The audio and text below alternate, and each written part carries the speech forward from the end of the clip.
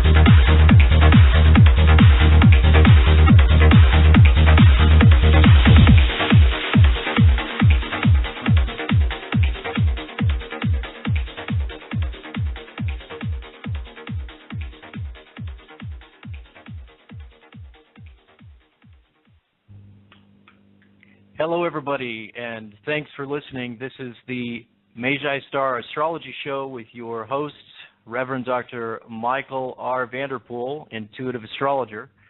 And this show is going to be a lot about astrology, but it's also going to be a little bit about my background and some of my current involvements and situations that I'm dealing with, which has involved some current events and astrology on the United States of America, as I've looked at the U.S. chart, or one of the U.S. charts, we could say, and also the Ukraine.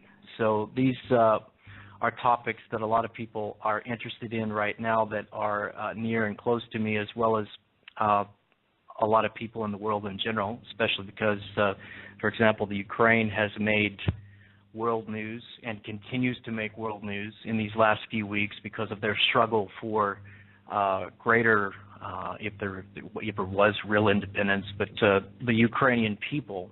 And so there's some would call it a revolution, some would call it a protest gone very badly, but in any case, we can talk a little bit about that on the show. And also, first of all, I should say that I want to give a disclaimer. This is for entertainment purposes only. I don't give tax, legal, or financial or medical advice.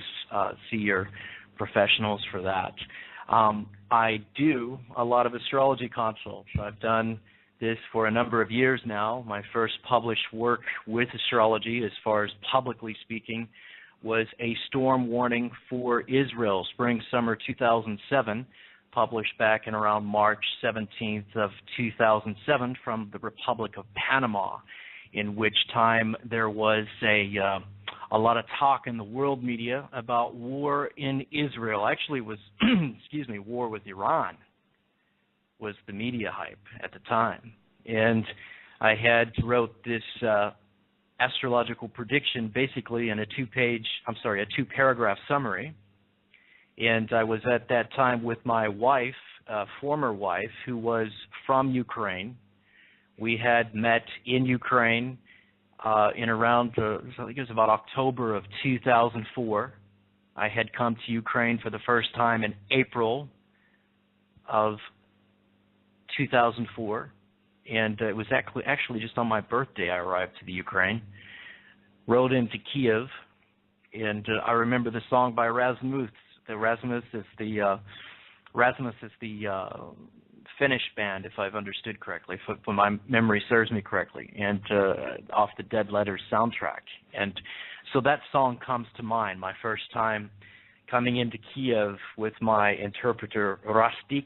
Rastik was with a very, very big taxi driver at the time. I had a suspicion he was probably serving as a bodyguard as well, not just a taxi driver. Well, anyway, the Ukraine was very interesting.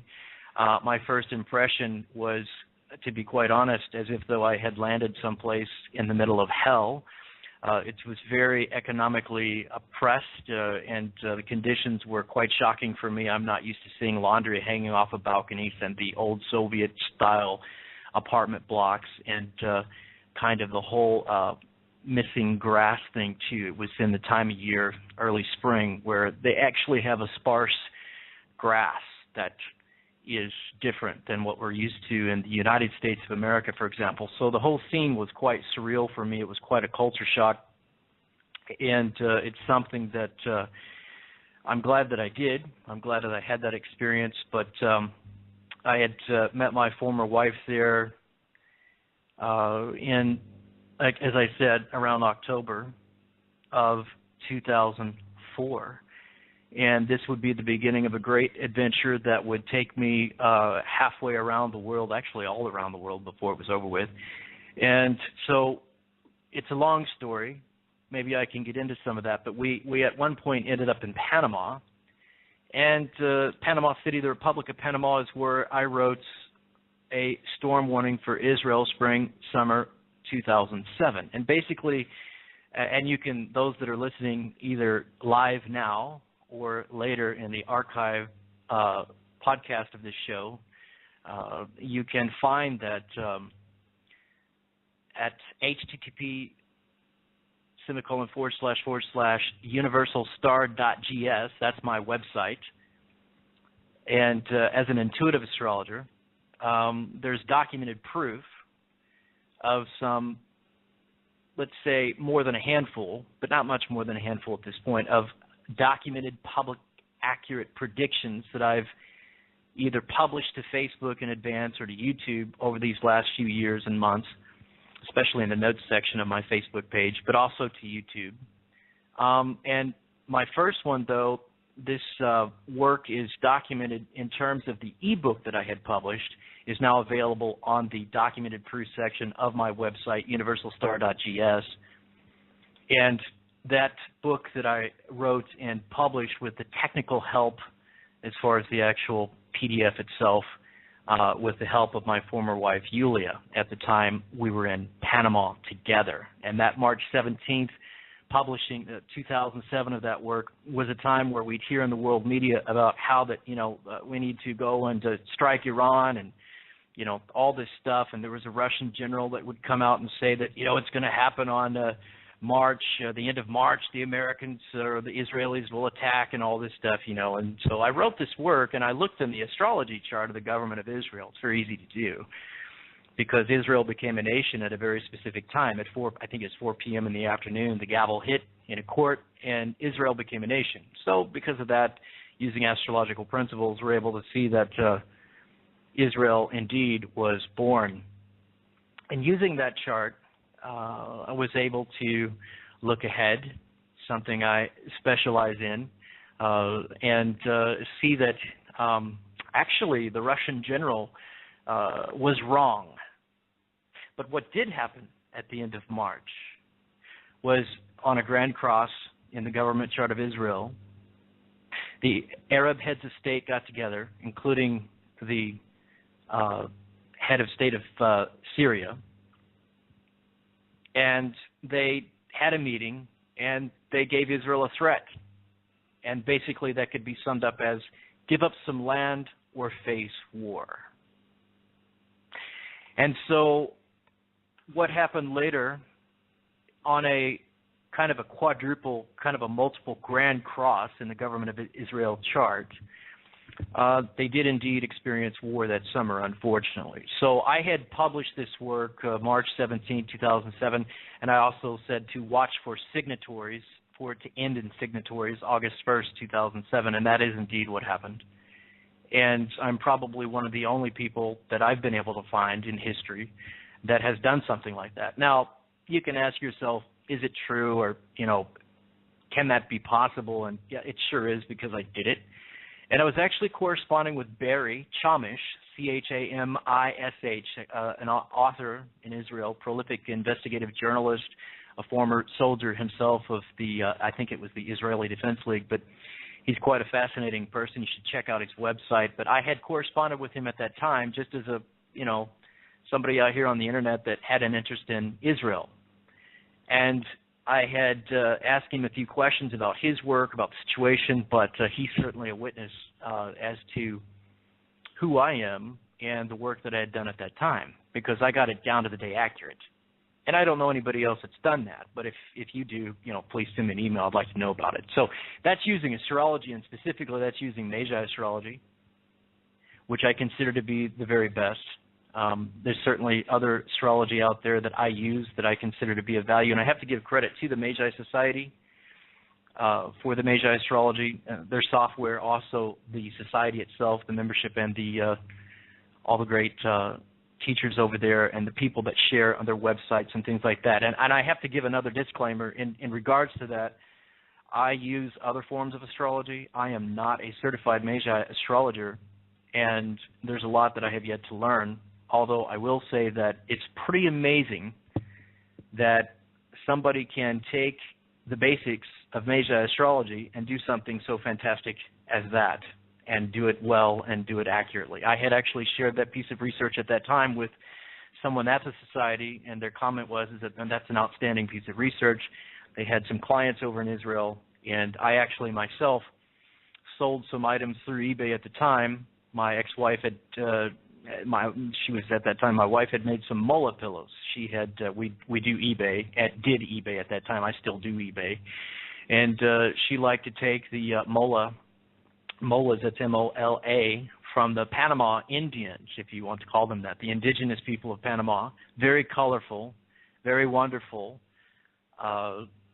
tourist items, if you will. They sell them down near the Canal Zone or in Panama, throughout the Republic of Panama, but also Panama City itself. And these people are just very, very colorful, beautifully adorned people. I've actually had a photo up on my website, the old site, omsh.net, there in the travel section. And I think she took that photo. Actually, Yulia took that photo. But these mola pillows were bought by several Israelis. Now, my suspicion was we didn't sell the ebook for two reasons. One is because to many Israelis, because the idea and belief is that astrology is a sin, and you certainly wouldn't want to support sin, but yet you can be sure that there's a lot of interested parties, regardless of their religious or other affiliated backgrounds or beliefs, that they're paying attention and they're listening, and especially in my case. So I'll tell you that there was a handful of Israelis that purchased those pillows at the time, and I think that was a show of appreciation, a kind of a nod of acknowledgement, if you will. But that certainly did happen at that time, directly after that was proven absolutely accurate, down to the day accurate. And so this is the basis of the work that I had begun with astrology. Soon after that, I had actually made a prediction for my father. I had given him kind of a heads up, kind of a caution in a certain week of time, and just mainly at that time using Western astrology. And I think it was, so I always look at the Magi astrology charts too. And I had told him that, you need to be careful in this week, because this particular week, it was about 45 days ahead at that point, and said that there's a possibility of death coming around or being around. You need to be very careful about what you do and how you handle things in that week. And so he had been over at my aunt's house. She's got a business over where I grew up as a child, actually, most of my childhood years until I was about 12 years old. And a woman had been in the family business for 24 years. We had group homes and nursing homes. My mother's still in that business. My brother's still also in that business. And they've certainly benefited from this type of metaphysical and astrological work as well, that they've learned to at least maybe pay a little bit of attention to now and then. But my father had went over there to do some work for my aunt, and he's a man of, he was calling him Jack of all trades. And he'll never forget, because he had shaken hands with this woman. It was in the family homes for 24 years at that point. And 15 minutes later, he's under the house doing something. He comes back up, and because he heard something, boom, hit the floor, and it was her. She fell over dead. So I would turn around and do this maybe about 4 or 5 other times, and it got to the point to where a friend, my brother, would laugh and say, something about, joking about death and the predictions on death. Now, this is not something that I do very often. It's not something that I try to do, actually. But I had found that that actually scares the hell out of people, quite frankly. But how many people in Israel that summer would have liked to have known about a storm warning for Israel spring, summer 2007 and paid attention to that work? The intention of that work, by the way, was, as someone that was brought up as a Christian, was that, we had a great respect for Israel and the people of Israel, and it was with my intention of thinking of the children there, regardless of race, nationality, or religious creed. That was the intent. And to be quite frank, I got tired of hearing about it in the media. So I published my own analysis and astrological work on that, which is summed up in 2 paragraphs, which, again, you can find at universalstar.gs under Documented Proofs section of one of my websites. So the fact is that was a work that I'd done. It was down to the day accurate using astrology, in this case specifically Magi astrology, and my family and friends know and understand that this is something that I am gifted with. And when you say gifted, it actually took a lot of work for me to be able to do that. I had practiced ritual magic exercises for 2 years, working on the foundational books like Donald Michael Craig's 11 Lessons in the High Magical Arts, Modern Magic, 11 Lessons in the High Magical Arts. And I still pay very close attention to other works like Franz Bardon's The Practice of Magical Evocation and the Initiation to Hermetics and things like that. So these are actually works with the developmental exercises for supernatural abilities as normal people would view it. People that are adepts or that have trained and developed these abilities see it as rather natural, or dealing with natural forces or abilities of your own mind, your own consciousness. And if you get into some of the works by Billy Edward Albert Meyer out of Switzerland, you'll see that there is, for example, a contact note on the 6th and 7th senses. These things are very natural. These things are very normal things that we all have, in the ability to sense or know the future, to be able to pick up other people's thoughts. In fact, in Magi astrology and a combined alignment chart, you can find who has the ability to pick up and transmit thoughts between each other in a combined alignment chart very easily. There is a Pallas-Chiron linkage that shows that ability or that commonality, that occurrence more frequently than those that don't have it, and I've experienced it and I've paid attention to it. And you can be in the same room with that person, and they can pick up your thoughts, and you can pick up their thoughts and transmit thoughts. It's a natural ability, but it's more there, so to speak, between certain people than others. And that can enhance relationships, and I'm talking about the astrology relationships right now. I'm kind of bouncing around here, but the other phenomena of that is that you can make the mistake of assuming that the other person knows what you need, feel, want, or should act and think and so on because you've got that ability. And so it's got its downfall too. So for those of you that study the metaphysics, for those of you that study maybe even Magi astrology, and if you don't, I certainly encourage you to do so. If you want a deeper enrichment of your relationships or certainly want to know further what's going on in the world around you in terms of people. And as you can see, the astrology of nations, and we're going to talk about that here in a little bit, astrology of the United States coming up and the astrology of the Ukraine, then it's something that you may want to study. So you'd have to go to the Magi Society's website, pick up one of the free ebook downloads or partial ebook downloads on the Magi astrology. The secrets are all there. I mean, the astrology that is foundational, and I don't know everything about Magi astrology. I'm still learning. But there's enough there to give you a foundation to improve and enhance your life. And you don't have to be perfect. You don't have to be, 4 or 5 years down the road with it. Though I did start back in 2006. I've still got a lot to learn, but I've done some amazing things. So there's a lot of hope there for people that have an interest in astrology, but there's a lot that is going on with Magi astrology that's not in other astrologies. So when I was back in the Ukraine first time, I didn't know about Magi astrology, but I was using Western astrology. And there's a lot of differences, a lot of key differences.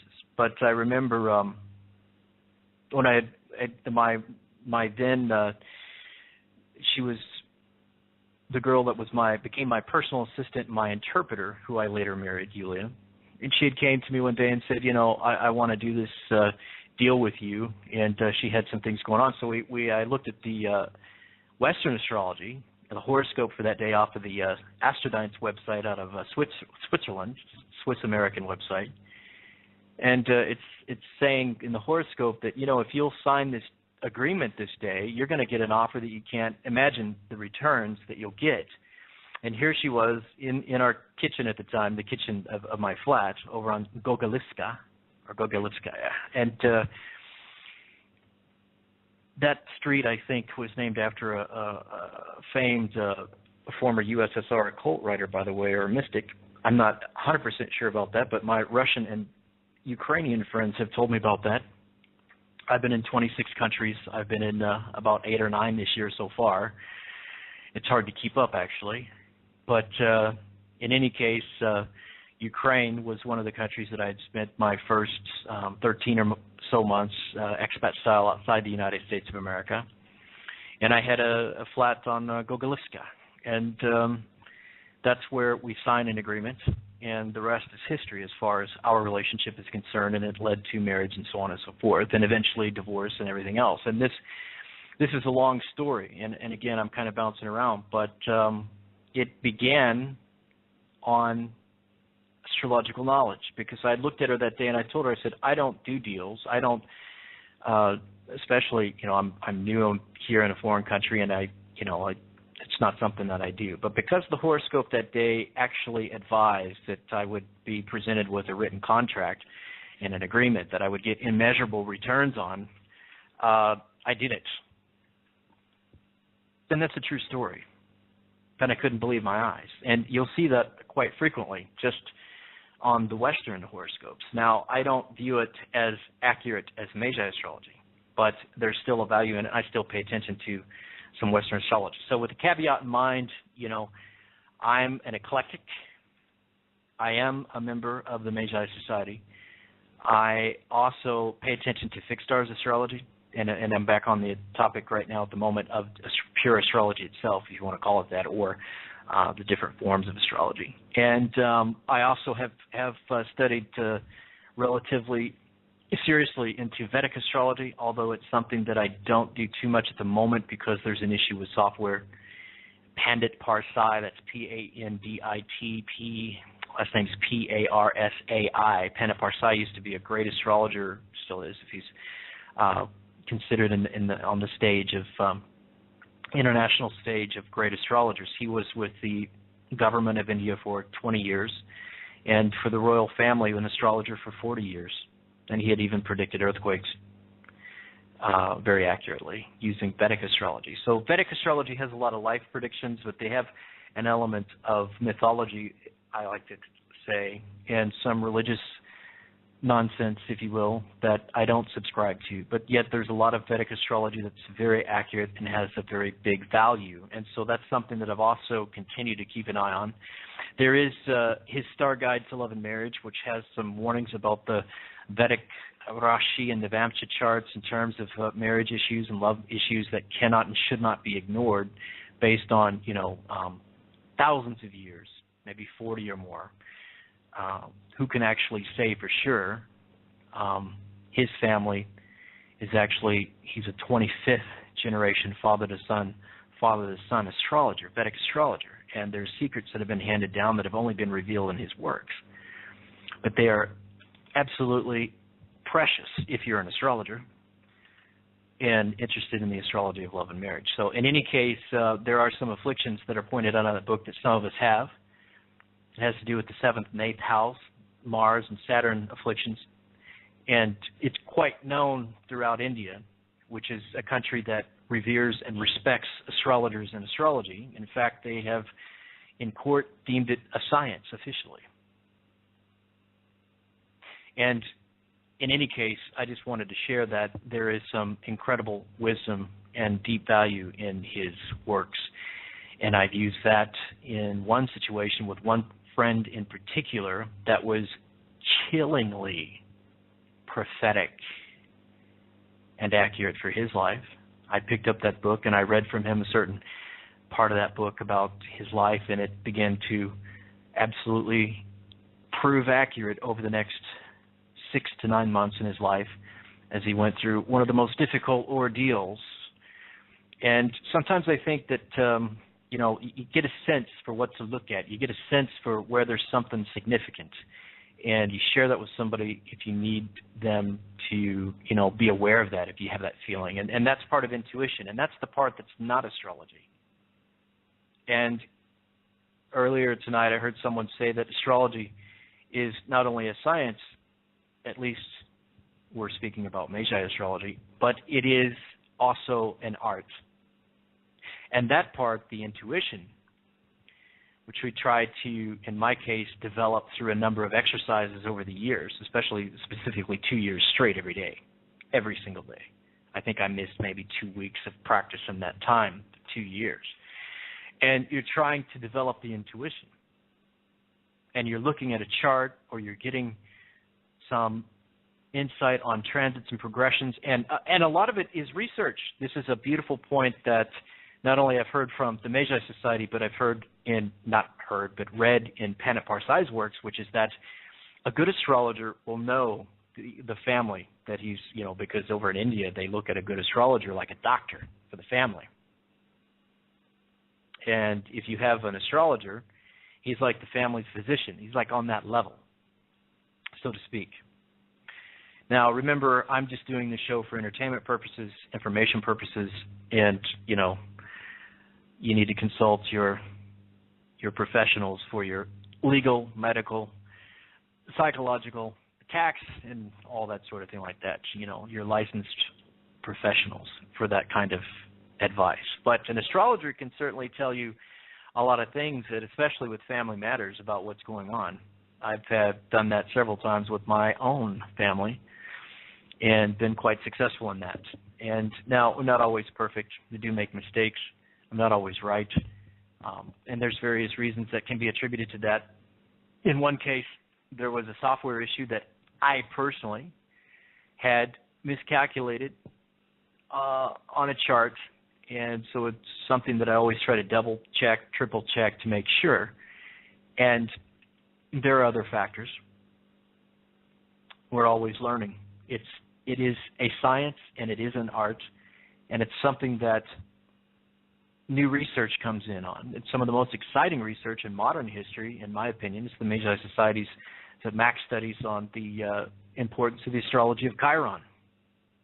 Absolutely vital, this information. 20 years of research on over 100,000 people shows the absolute immense significance and importance of the astrology of Chiron. And with that alone, just nothing else, just that, within minutes, I can, with a pretty high rate of accuracy, I'd say 70-80%, determine the most significant times or windows of times, years, months, in someone's life on key matters of importance of the astrology of love and money. It's absolutely crazy. It's incredible. It's fantastic.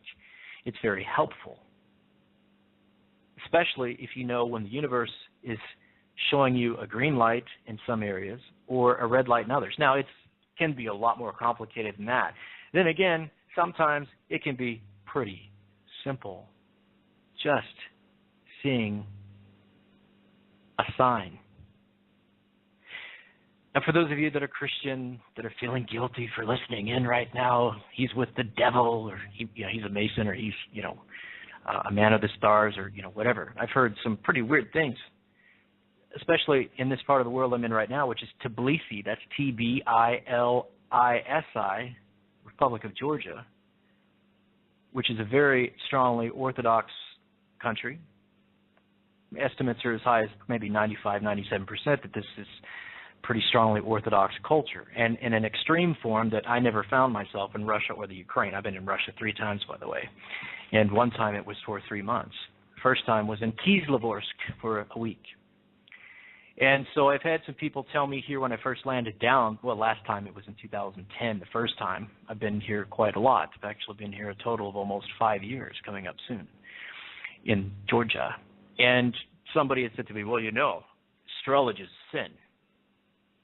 And if you go back to the King James Bible, or a number of other Bibles for that matter, and interpretations, you'll see that there are verses in Genesis about how these stars and planets, the stars rather, were set forth as signs.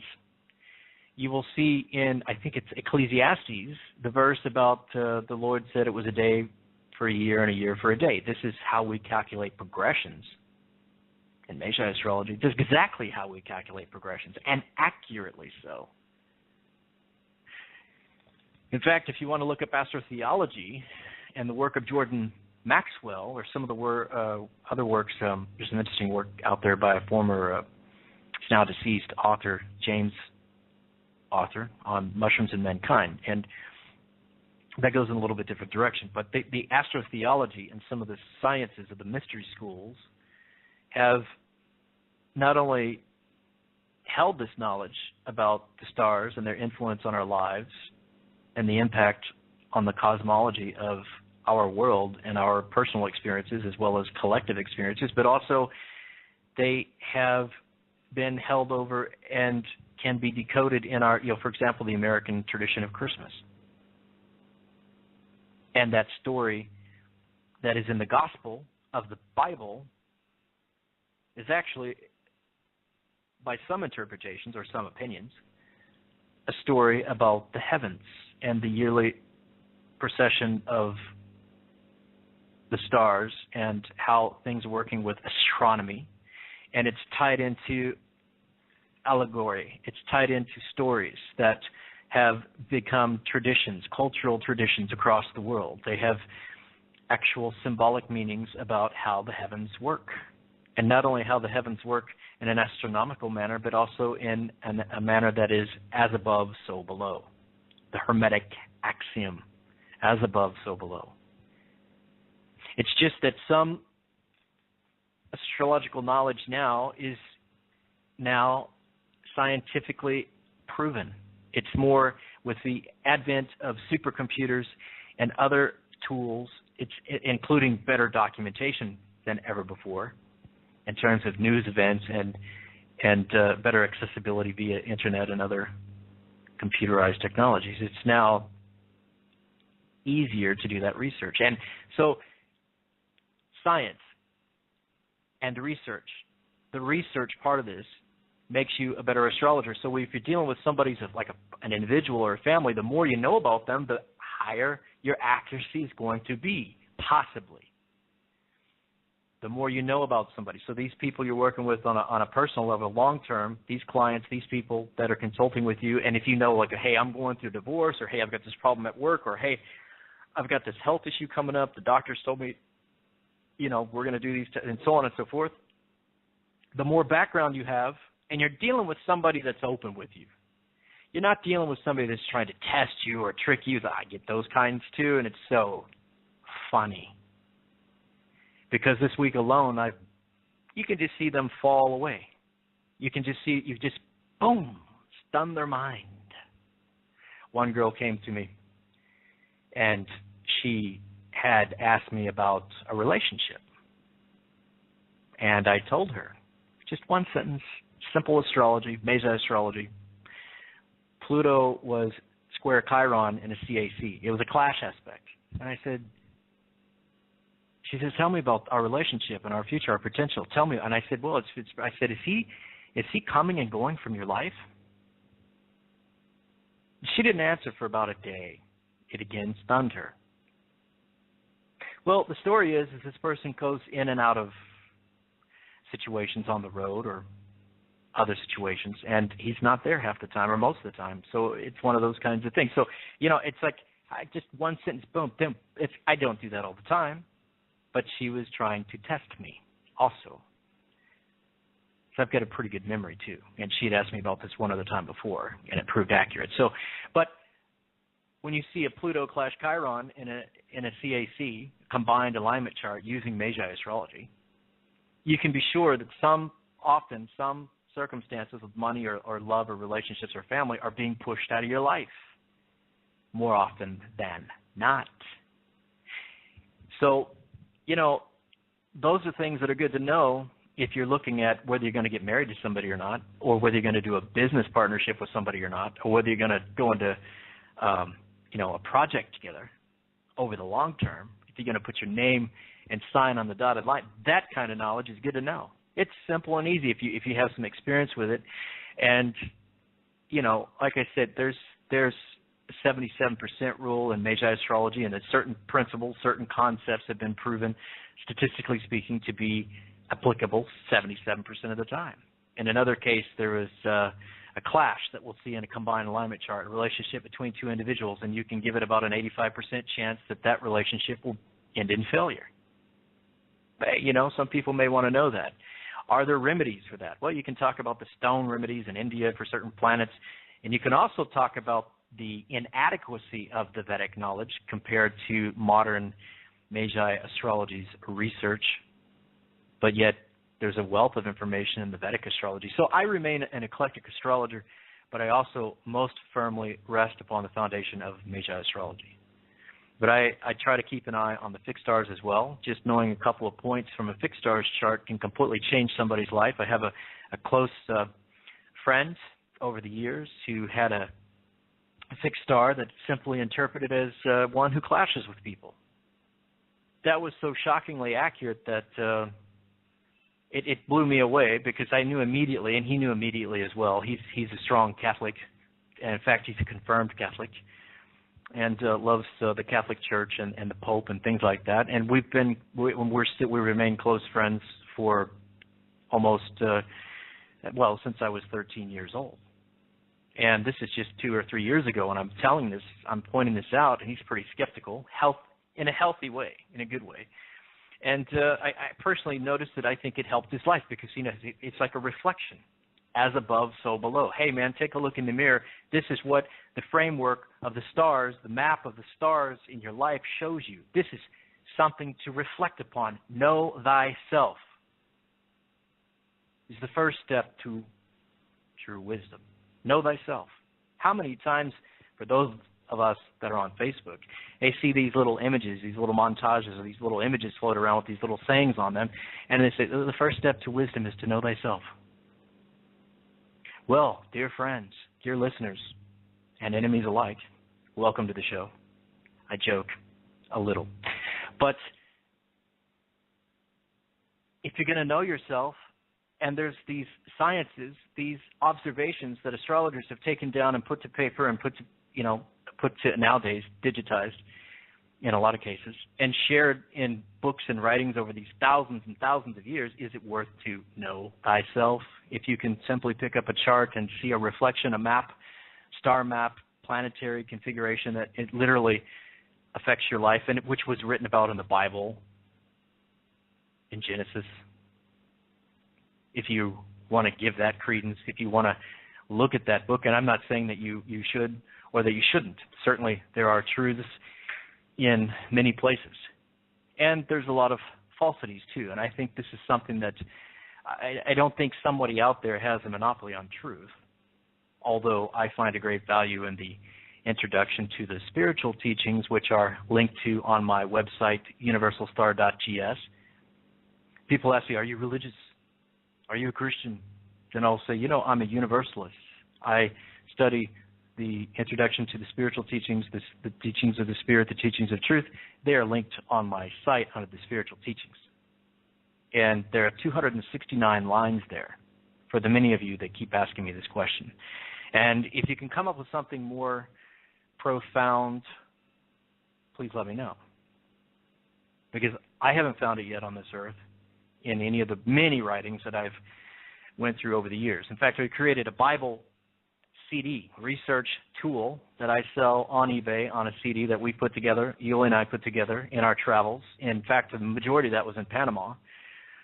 We put all these lost books, the hidden books, the Gospel of Thomas, and books that the early priests or the early church or the early rulers, like at the Council of Nicaea 325 AD and again at 5000 AD, they've tried to edit the so-called books of the Bible out, some of them, or the Bible itself. Reference to reincarnation was taken out. I guess someone decided to say that God told them to do it, or they felt powerful enough to do it, or more worthy than the next guy, the next fella, to go in there and take some stuff out. So we put it back in on a CD, and you can go in there with a PDF and you can search around and you can find the stories where Christ himself is said to have cursed some people when he was a young boy and they died or whatever. It was a bad thing, and Christ had to learn to not use his power in a negative way. So anyway, there's an entire interesting history there that was written down, and I guess someone or someone's to try to decide who gets to read what, and that fight continues to this day. What you can say, what you can read, what you can think, what you can and can't do, this fight goes on, and most especially at the moment in Ukraine. I've got friends, new and old, from my days in Kiev. I can relate to them to some extent because in Kiev at the moment, and this has everything to do with astrology, not just the astrology of Ukraine, but the astrology of the world, which started back in 2011 in a most intense way. The Uranus square Pluto energy is coming in, and we're seeing power struggles like never before on this planet, in my opinion, in recent years, in terms of power structures breaking down in a stressful, sudden, kind of unpleasant way, actually. What can benefit from that? If you know this kind of energy, well, man, if you know the lake's going to be pretty choppy that day, you can decide how you're going to navigate or if you're even going to go out on the water. And there is Ukraine. And here we come upon April, where this energy is going to peak out. It's been written about in Astrology Really Works by the Magi Society for at least a couple of decades now, or more than that. And it is that Uranus square Pluto will become exact on April 21st. This is a repeat energy that we haven't seen coming exact in that specific exactness in that impactful way in terms of the exact aspect since 1933 when the banks collapsed, when the banks closed, when people started then in a panic to jump out of buildings and commit suicide, and the food lines were incredible. Now, the food lines exist today. They're huge right now in the United States of America. The food lines, the soup lines, the bread lines, they are at every Walmart supercenter throughout the nation, and I don't know if they still hold 33% of the retail market of the American,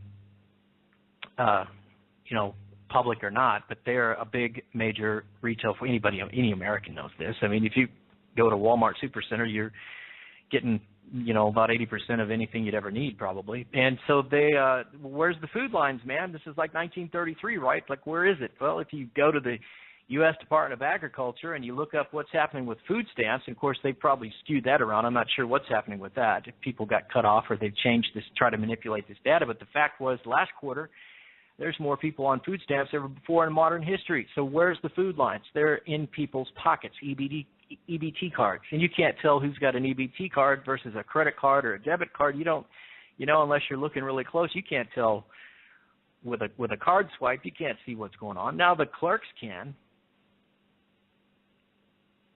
But the numbers show there's more people on government assistance for food help and the food supplemental program than ever before in modern history. There's your food line.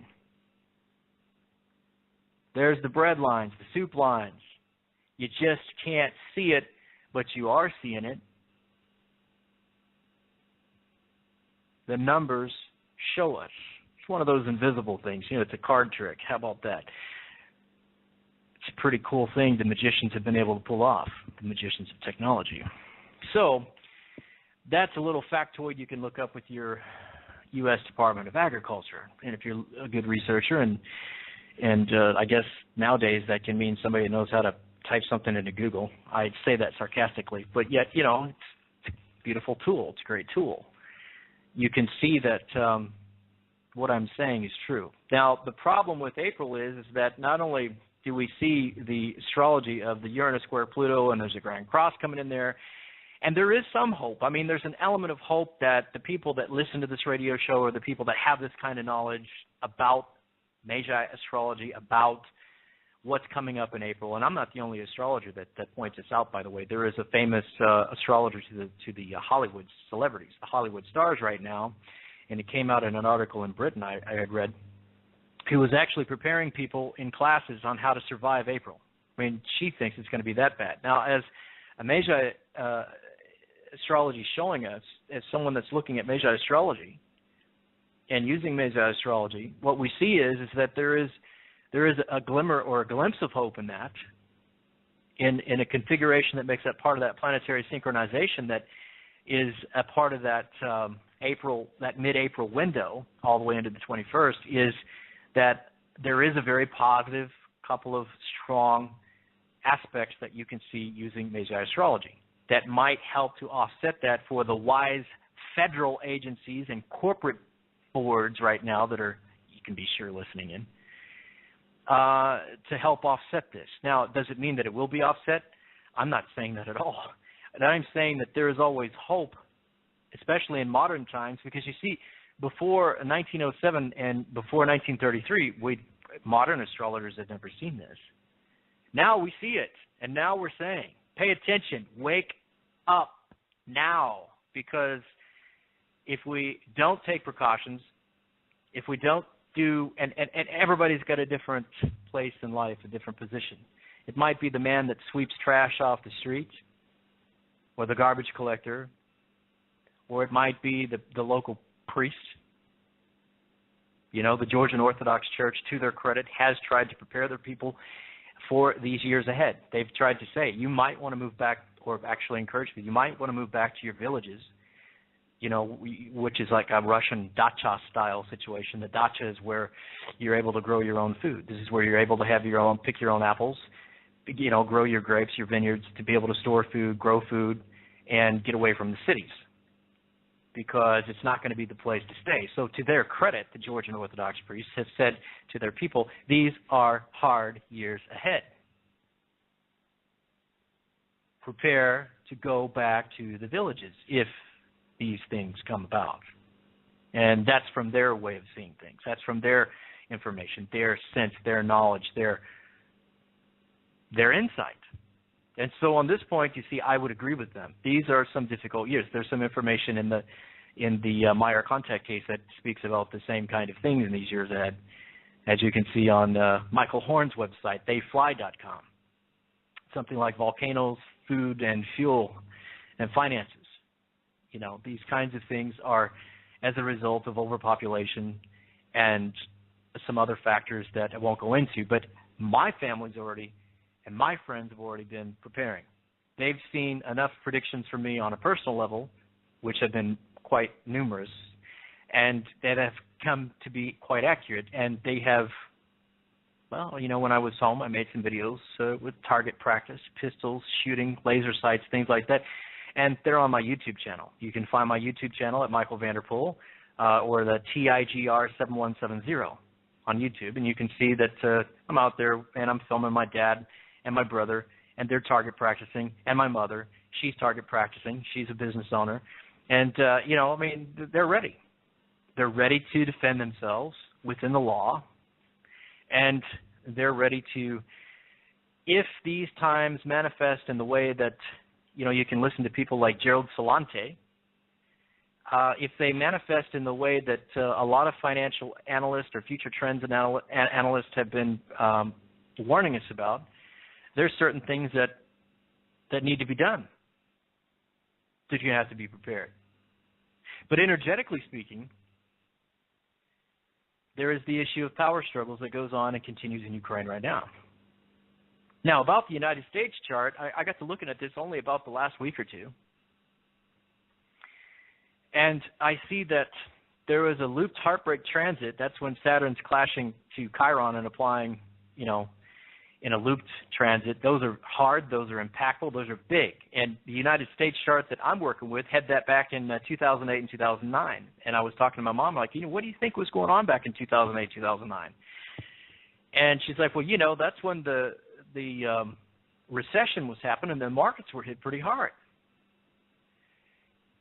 And that's what I think we felt here in the United States. And so we have that coming up now. It's peaking out in February, in May, and in September.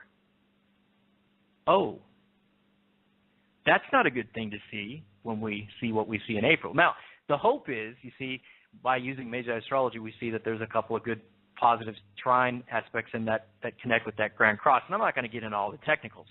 I could, you know, go to the Magi Society's websites, get their books, or go get their software, and you can look at all that for yourself. That's not the purpose of this particular show at the moment. What is the purpose is to say there's hope. Yeah, I consulted with a federal official that's over the banking and comptroller systems, the currency systems, the regulatory systems on a personal level twice. And I gave them this heads up. And they had come back to me again for another reading because I was so accurate with them. So you see, they're listening, they're paying attention. And the thing is that there's a lot more than just over in the United States paying attention, by the way, to the things that are being said here. But the point is that, you see, there's hope. And so people should try to make efforts to come up with the creative solutions, problem solving, creative solutions, a healthy optimism, and that we can change the future. So I'm not here to say that the stock markets are going to crash. There's nothing we can do. It's the end of the world, and go find a cave and, you know, spend the best time you can with your loved ones between now and April 21st. Now, you could say that, but the other side of it is that hopefully people will make positive changes and be healthily prepared mentally, spiritually, strategically. But it is that time in the world, and we see this kind of energy peaking out right now in Ukraine. We see that Ukraine is with what some have termed revolution, others have termed the protest gone bad, but the fact is that the Ukrainians are being kidnapped, disappeared, shot, tortured. One man was as if though he was crucified. He had puncture wounds, I think about 8 or 9 from the pictures I saw, and a Ukrainian friend before I came on tonight was telling me. They had tortured him. He was the leader of some protest out on what they call Euromaidan, but it's actually Independence Square there in Kiev, as I knew it, when I was there in Krashatik, when I was there with my then personal interpreter and personal assistant, Yulia, who participated heavily in the Orange Revolution. I was in Ukraine at that time. I was in Kiev during those events. Niggett spends a whole couple hours talking about the Orange Revolution. And it was a soft color revolution. And there was relatively no violence in that revolution, except some agent provocateurs or police or something like that. But now it's different. Now we are seeing the Uranus square Pluto energy breaking out all over the Ukraine. Power struggles, sudden, unexpected power struggles. Power structures being challenged, broken down. Now we've got the internet. Now you've got Facebook. You've got social networks. You've got different level of communications, more widespread. Everybody's got more access to it. They're trying to shut that down. There are certain governments in the world, major superpowers, that are aggressively in war games, war exercises. Recently, just last year, when the entire internet was almost shut down, when everything slowed down, there have been attacks on the Visa companies, the MasterCard companies. There have been hacking attacks on the United States computer infrastructure by some major superpowers. There have been moves by these leaders to try to shut down, censor, or control the internet. They've done it in their own countries, and they want to do it to yours. And they're doing it. Most of you just don't know it, because your media is too chicken to tell you, and your governments don't maybe want you to know. But it's out there, and you can confirm what I'm saying. So we're in that time of power struggles, and it's more than just over here. It's happening on your computer desktop. It's happening on your emails. It's happening on your website. You go back, you check me out, you look at the news, and you find out that during these war games that happened not so far back, the entire internet almost came to a halt. There were moves at the UN last year to try to censor your internet further. They're after it, man. This is a war. Speaking of war, here in Tbilisi, the Republic of Georgia, I was at the aviation plant here a couple of days ago, and I happened to be waiting to speak to someone, the general director, and I was in the office there, and I put pictures of this on the Facebook, and I got up, and there was one man in particular I just had this feeling about. So I stood up, and I went over and shook his hand, and he asked me where I was from, and I told him, and then I asked him where he told me where he was from, and I gave him a big hug. He was a Georgian colonel, military colonel. He's a great man.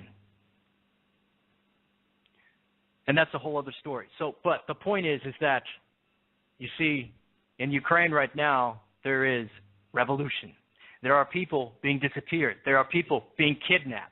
People that I knew, people that I know, that are telling me now, we are concerned. I fear for my family that is still in Ukraine. People are just disappeared. They were in the protests, students, they're gone. You see the pictures of their fathers, their friends, their mothers. Here's a phone number. Please call us if you've seen this person. Oh, this person, here is what they said. They were shot by a sniper. Another one says to me, these people, they were taken, and they were only released later. We don't know where the rest are, but the men that were torturing them had Russian accents. Uranus square Pluto. So what's happening in the Ukrainian chart? So I looked it up. I pulled up the chart of Ukraine based on the Declaration of Independence. Problem, Saturn quincunx the Sun. Self-destructive energy, bad judgment, the worst possible time to natalize. This is when you make something born, a country. They have some good aspects in there too, some positive ones that they natalized when they signed and declared the Declaration of Ukraine's independence.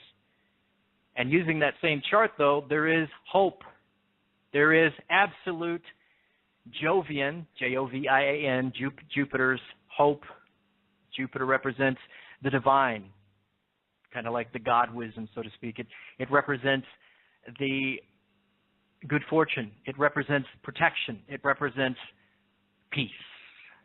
And that's an important word in our time that may be really challenged, but it remains an important word in our time. In Switzerland, there's a group that I'm a passive member of, and they use the word Salome. Salome.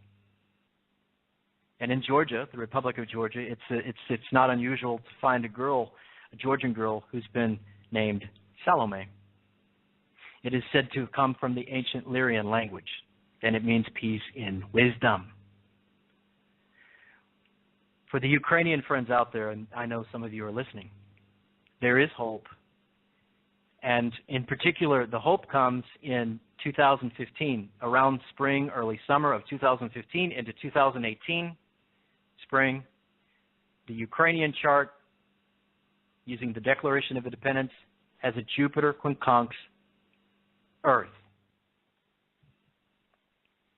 This is one of the best influences you can have. Mikhail Gorbachev was born on March 2nd, a day of Jupiter trine the Sun. Well, this is a similar type of energy. He was known as a man of peace. He, along with former U.S. President Ronald Reagan, who used astrology extensively. You can look it up on YouTube, Ronald Reagan Astrologers, or Ronald Reagan Astrology. And his wife used a very good astrologer who looked at the astrology chart of the United States, and the leader at the time was Mikhail Gorbachev, or Mikhail Gorbachev, I don't know how you want to say it, whatever. But he was known as a man of peace because he was born on March 2nd. Jupiter trine the Sun. So they figured, you know what, we can sign an end to the Cold War. Let's see if we can make a meeting. They chose the best date, the best time, and they put an end to the Cold War because they used wisdom, astrology. My opinion, the Reagan years were some of the best years in the United States of America. Fantastic. I grew up in the 80s. I was posting about it earlier today on Facebook. It was a fantastic time. They signed an end to the Cold War. Now, for Ukraine, there is hope. But I talked to a Ukrainian friend. She's a journalist over there. Her name is Oksana.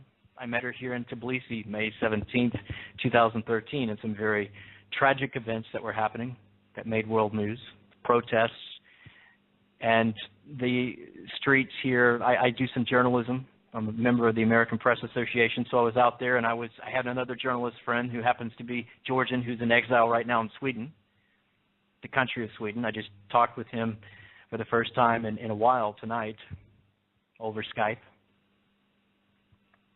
He was there that day. He had told me about this, and that's why I went out there, because he said, Mike, you want to go out there and check it out? And I said, well, I don't know. So I went out there, and wow, that's another story. But Oksana over in Ukraine right now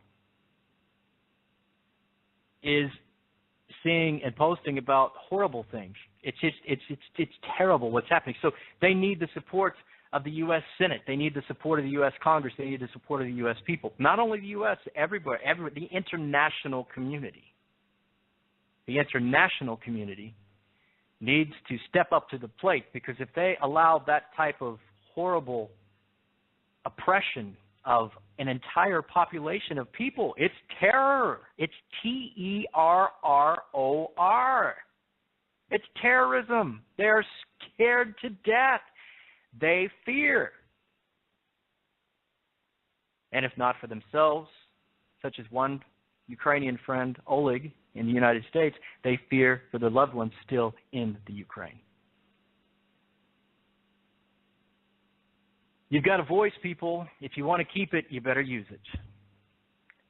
If you want to keep your free speech, you better use it, because it's just like the story in Nazi Germany, which my grandfather went in as a gunner on the tank with the U.S. Army in World War II, liberating the Jews and others from the concentration camps there. I've got photos of that on my Facebook. Recently, I was able to scan those and get those in. At first, they came for my neighbor, and they came for this guy. You know that quote from Nazi Germany. Nobody spoke up. Now, the U.S., some of the U.S. representatives have been over in the Ukraine. Even the former Georgian president, also U.S. Senator John McCain, had visited over there. But we are seeing the astrology right now of the Uranus square Pluto playing out in Ukraine. We are seeing the birth of Ukraine's astrology playing out right now. That self-destructive, very nasty Sun quincunx Saturn energy that they natalized the current government, the current Declaration of Independence. They natalized that energy. And I believe that's where the Chernobyl incident came from. In terms of a birth chart, they birthed that type of accident, that kind of bad judgment, that kind of bad luck energy. But you see, the very best, it's not a trine for those that are into technical issues of astrology, but Jupiter comes in very strong in spring 2015 into 2018 for the Ukraine. What does it mean? Oksana said, it's the new government. This is when they're going to have elections. This is when the new government will come in. There's hope. But right now, it's like the Ukrainians say, I don't need hope. We need your assistance now. Not tomorrow, not yesterday, right now. Will you please call your U.S. senators? Will you please put this in your media? Will you share it on Facebook? And we need your help. There are people being disappeared. There are people being shot. Snipers have taken them out. One Armenian. I'm just next door to Armenia. I've been to Armenia. I was in Yerevan, and I think it was September 2011. I've got some videos up on YouTube about that trip. It was a 3-day trip. I've been to the Armenian Museum of the Genocide. And so have many world leaders and U.S. senators and congressmen, and even the patriarch or former patriarch of Georgia have visited this very important memorial to the Armenian genocide. Will they make this for Ukraine? What's happening in Ukraine? Do you know? I know what's happening in Ukraine, but thankfully there's hope. But that's a little ways off in terms of a new government, in terms of Jupiter will be quincunx to the Earth, and in fact, Mercury will join that planetary synchronization for part of that period early 2015, all the way into September. So it'll be very powerful. So I suspect that's election, that's speaking, that's discussion, that's televised, that's media reported. How are we improving the Ukraine? So there's hope. But about the United States, there's a big challenging type of situation going on there, and I hope that our leadership, our wise ones, and I'm talking about both government and corporate structures, will do everything they can in a positive, creative solution, creative problem-solving way to try to prepare for this type of energy because, yeah, there's a Saturn quincunx Sun energy in early April, and there's a Mars clash Sun energy in there just right around at the same time or before that. There's a T-square at the end of March. This is energy that's turbulent. This is energy that can end up in accidents or some sort of problems that are nasty, and we don't like it. We don't want to see it, and maybe it can be prevented. We hope that it can be prevented as astrologers. We don't want to say that, hey, this is the end of this or that, or this is going to be, we are prepared, but let's hope that we won't need that preparation. This is the attitude I take. See, the future on some certain points can be changed. I've seen it. I've done it. This is the beauty of the arts that I work with, which is that if I see something like a Grand Cross, like we see coming up, or other types of hard aspects or whatever, sure, I can predict death. I've done it. I can predict war. I've done it. But could the Israelis or could the other party involved, could they have stopped that? You think? How are we on this planet? We're in a modern time, and I've got friends right now that are being shot, that are being disappeared, kidnapped, tortured, just one step of a border away from where I sit right now. I'm 22 miles from an ongoing Russian occupation of the Republic of Georgia. An American ally, American USS destroyer showed up over here at Batumi just some months ago. And before that, I think it was back in August, a Russian destroyer, or maybe two, had shown up at Cuba with an entourage of Russian military and intelligence officials, according to news reports. I don't know if it's true. All I can do is read the news. I myself have been down on the border here, the occupation border, and filmed. Took some interviews as an American journalist. It's on YouTube, by the way. Michael Vanderpool.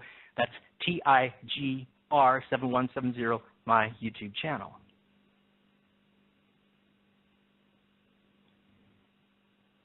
There is hope in awareness. There is hope in knowledge. There's hope in creative problem solving. And that's the beautiful part of the introduction to the spiritual teachings. Those 269 lines of text, they're linked to on my website, which is to another website, called the Introduction to the Spiritual Teachings. And a big part of that is creative problem solving, creative solutions.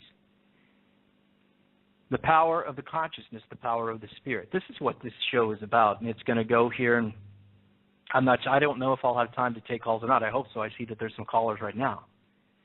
I'm trying to cover as much as I can, but yet give some loose associations as to why I am here and there. It would probably take quite a lot of chapters to write the book of my life, and where I am and why I am in the situation I am and where I'm at right now at the moment. It's certainly not to come and report to you via the Magi Star Astrology show about, what's happening here. It's just, this is the course of my life. This is part of my travel. This is part of my journey. This is part of my path. And we're at that point in history where, Pluto doesn't play. Pluto, in terms of Magi astrology, has been involved in nuclear experiments.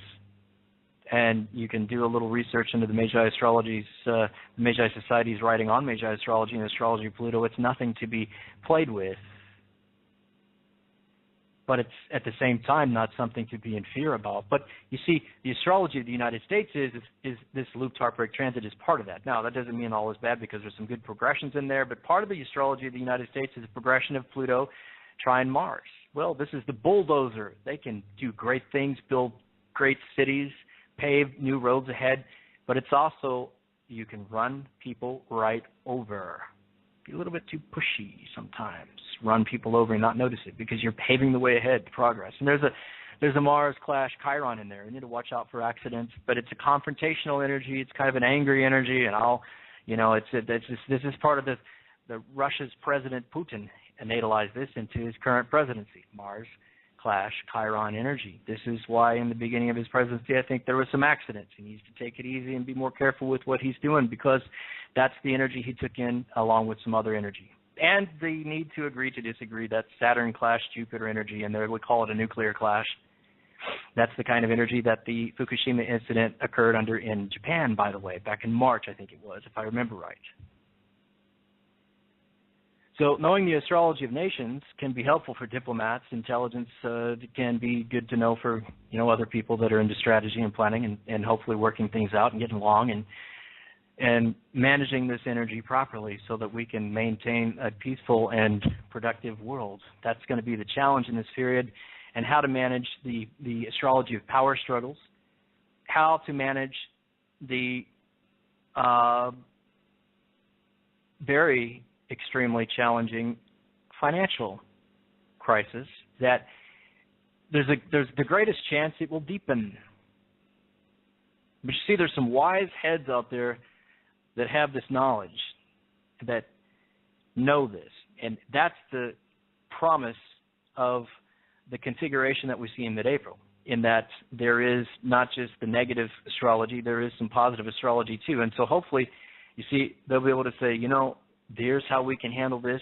We know that this is not just some other kind of, the sky is falling talk. There is the science of the stars. But we didn't know so much about that back in 1933 because we'd never seen it like that before. Now we see it. Take responsibility. What kind of creative solutions and problem solving can we come up with?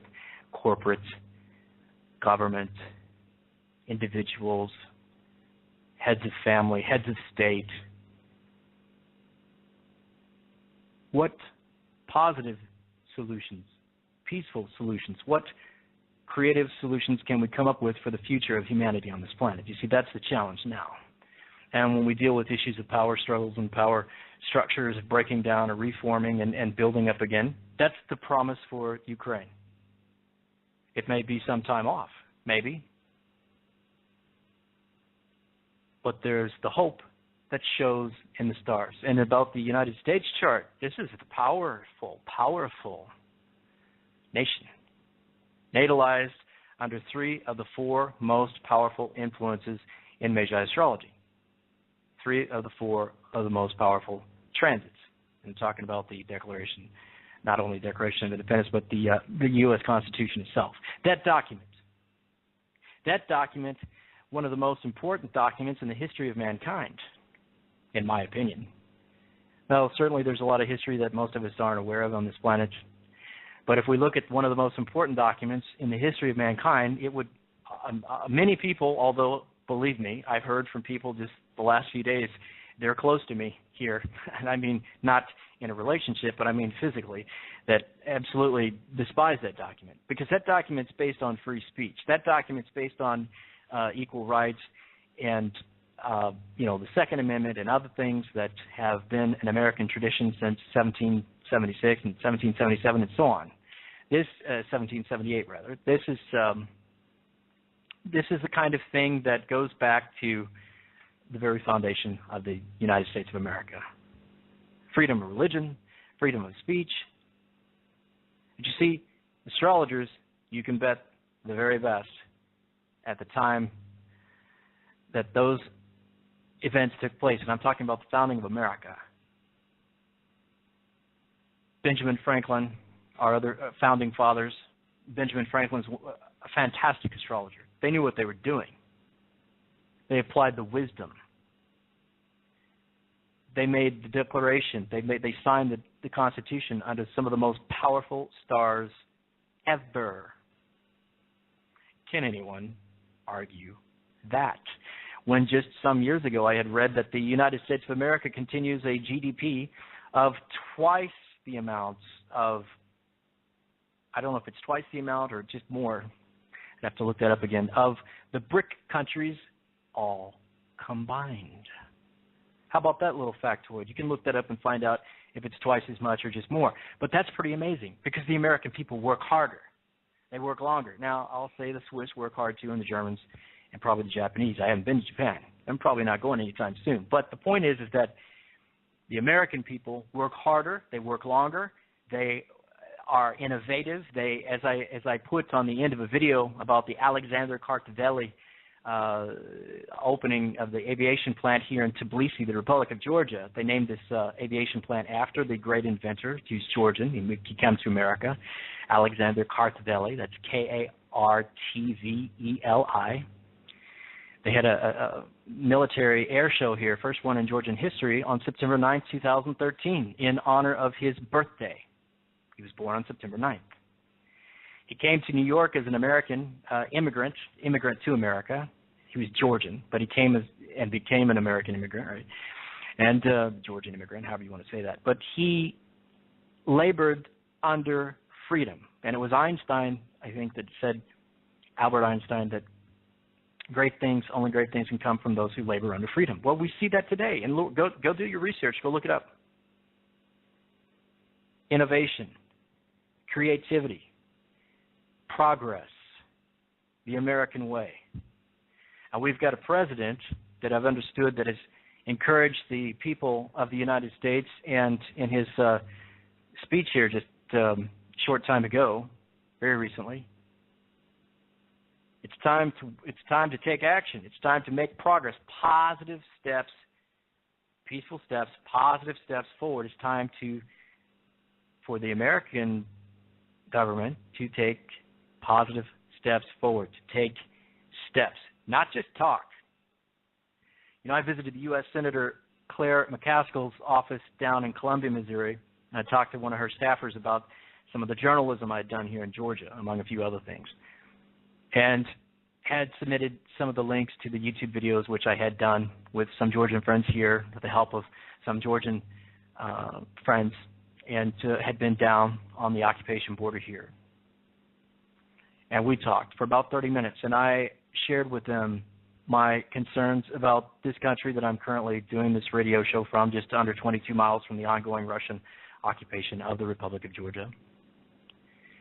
And we talked about what it's like to, be without adequate civil defense. We talked about what it's like to be without defense in general, really. I mean, really. So, in this period of time, we hope and demonstrate the peace that we need, that we want, but we are prepared for defense. This is a wise strategy. As a former martial artist, I say former, I actually still study some things, but I was in Taekwondo for a number of years, from the age of 13 until the age of 19, then under Master Recon Cole in Kansas City, Missouri. Actually, he's in Independence, Missouri, and he's got a studio over in Overland Park. And he was from South Korea.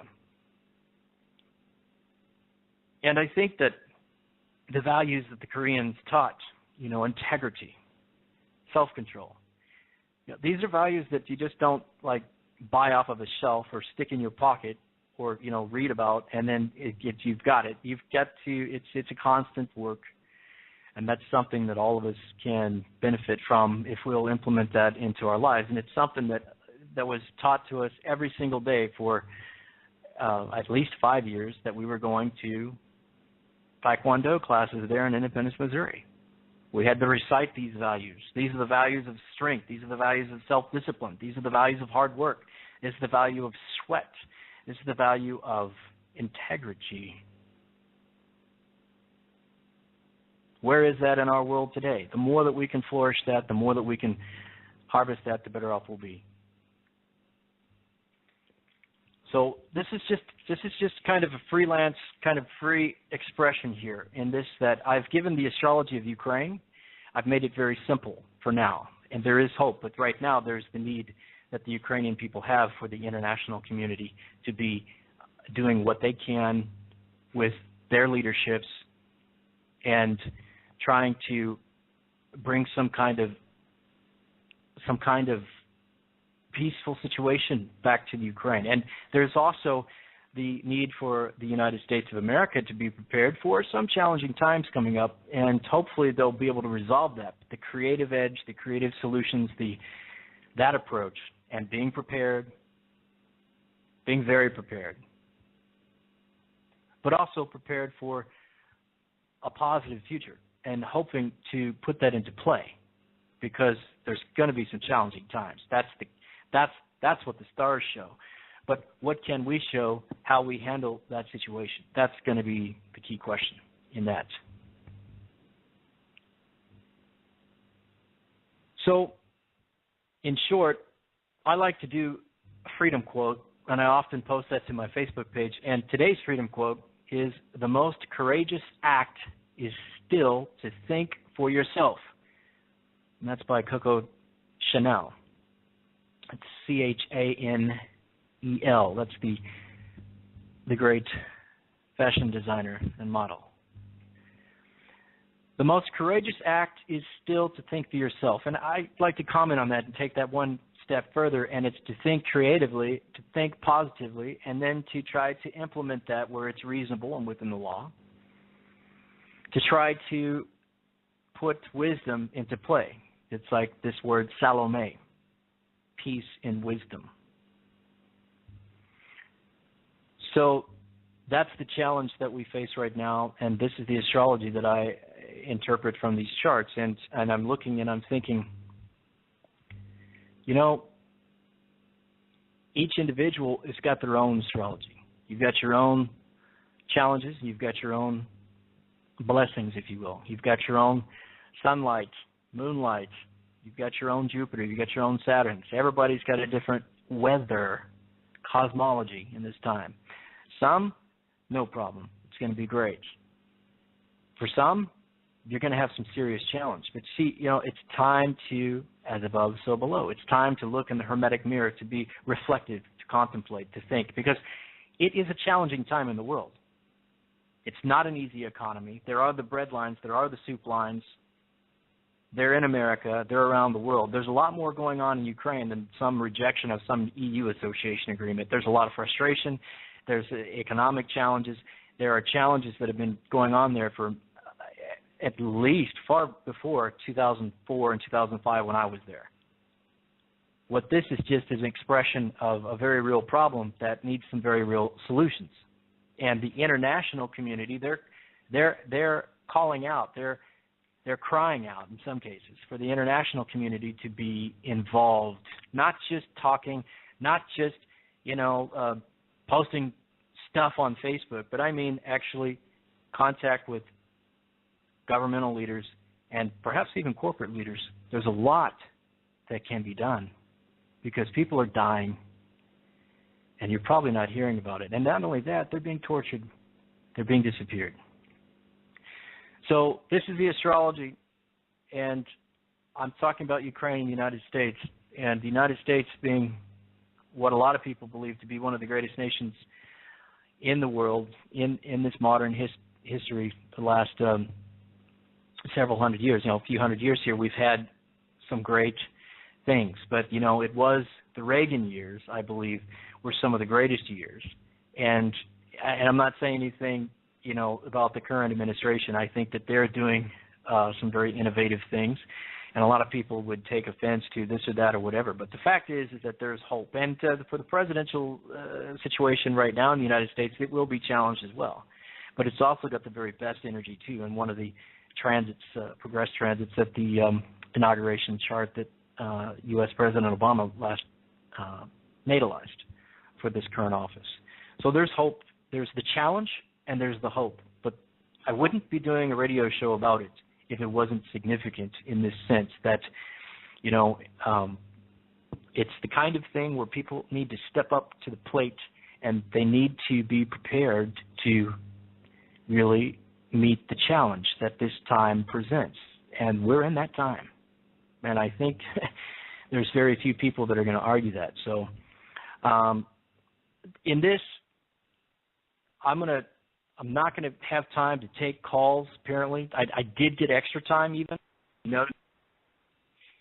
So I'm sorry. Next time we'll have to take the calls. I appreciate those that have listened and tuned in. This show will be available on the archives, and I appreciate those out there that have taken the time to listen. And let's do our best in the time ahead, and look forward to another show here soon. This is Reverend Dr. Michael Vanderpool, Intuitive Astrologer with the Magi Astrology Show, and have a great week, everyone. Talk to you soon, and I hope that helps, especially with your friends in Ukraine. Love you.